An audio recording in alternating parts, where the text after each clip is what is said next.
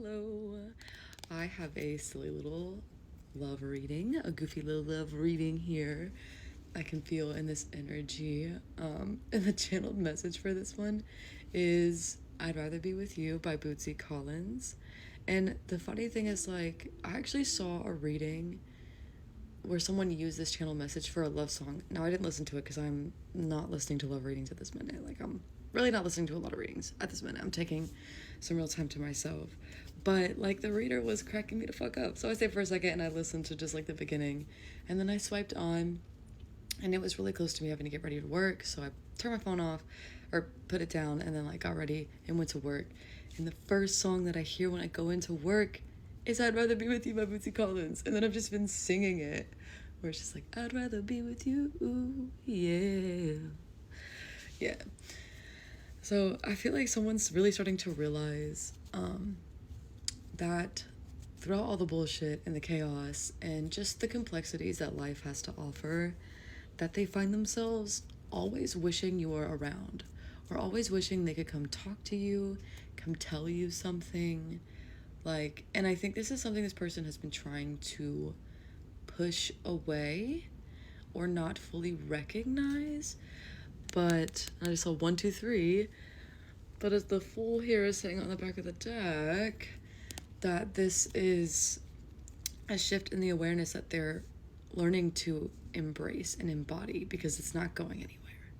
Like, this feeling of wanting to be around you, it's not shifting, and I feel like that's not normal for this person. So they're actually having to adjust to the fact that they're dealing with something that they're not used to. Oh my gosh. Hello with the Ace of Cups and the Ace of Coins. I'd rather be with you, yeah. Oh, and then, hold on. If I can't have you to myself, then life's no fun. Yeah. And I think there's another lyric where it's, he's like, if I can't be your man, then I want to be your friend till the end of time. Like I said, this person is starting to realize, oh my god, and then the Death in the Chariot. I just saw 222. I'd rather be with you, yeah. There's another song that I'm hearing too, but I can't remember the name right now, so we'll just let that be. But yeah, someone's realizing they actually want something here, and I feel this is kind of giving me the feeling that, like, this is somebody who's maybe you're used to being chased, used to being desired, used to people like coming on to them and them not having to put the most effort in, used to their charm, doing all the work for them. But it's different with you, because you don't move like that. You know you're the prize. You know your worth. And you know that true relationships are reciprocated, right? Like, no one's really chasing each other.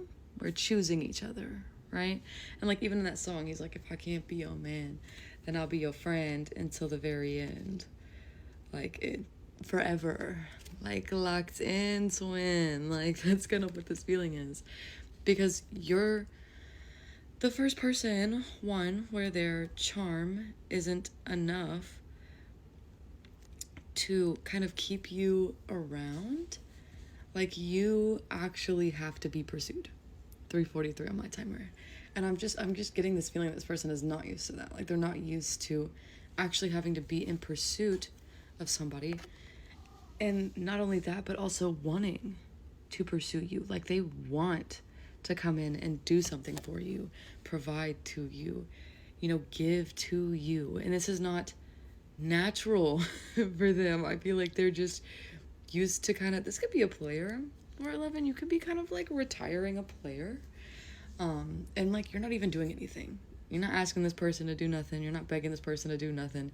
They're feeling this pull on their own. And it's quite interesting for them, because it does feel like at some point they were kind of trying to run from this truth, or from this realization. I think they were trying to kind of chalk it up like, oh, it's not that deep. Oh, it's not that deep. Oh, it's not that deep. But it is that deep. It is that deep. And the fact that, like, especially if this is somebody who, like, kind of, like, ran away, or, like, randomly got a bit distant. Please don't put some shitty, toxic, evil person in this. Like, this would be somebody where it was just flighty. It's just giving very flighty. they're flighty. They're not normally flighty, but they're flighty like this with you because they actually want to offer you something. They actually want to pursue. And that leads to the fear of rejection. 511 on my timer. I picked up a channel yesterday about an emotional and a physical offer. Yeah. Yeah. A physical and emotional offer is coming in for you from somebody who, yeah, I feel like you're just not expecting this because this is not the kind of person you would think would do this. Like, this is not the kind of person who would, like, you'd be like, oh my God, yeah, they would so pursue me, because that's not, like, who they are, especially when you first met them. Like, they're not the kind of person to pursue. But the Magician, 555, but it's different with you. 6 of Pentacles and the Empress, yeah. And the King of Spears. And the Knight of Cups. And the Queen of Pentacles. Okay, yeah.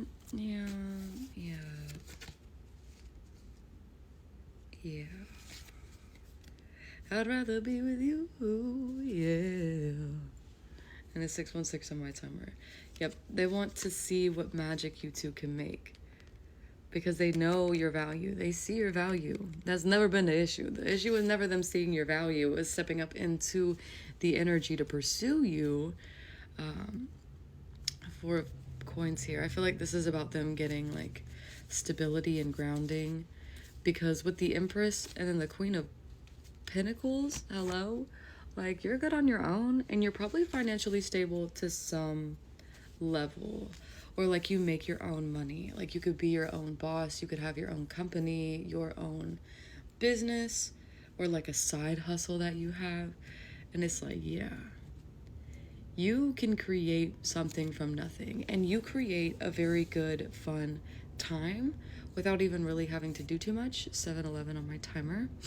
Like, literally, it could be about going to the gas station, and they'd rather do it with you for the rest of their life than anybody else, because maybe, like, I'm hearing music is significant, like late night drives, listening to music together, singing together in the car. Like, they have a good time with you doing literally any and everything. I'm even seeing, like, sitting down on a couch after making a meal together to, like, watch your favorite shows. Like, they would do life with you because you fit in so well to their energy, and likewise, like, they fit in well to your energy.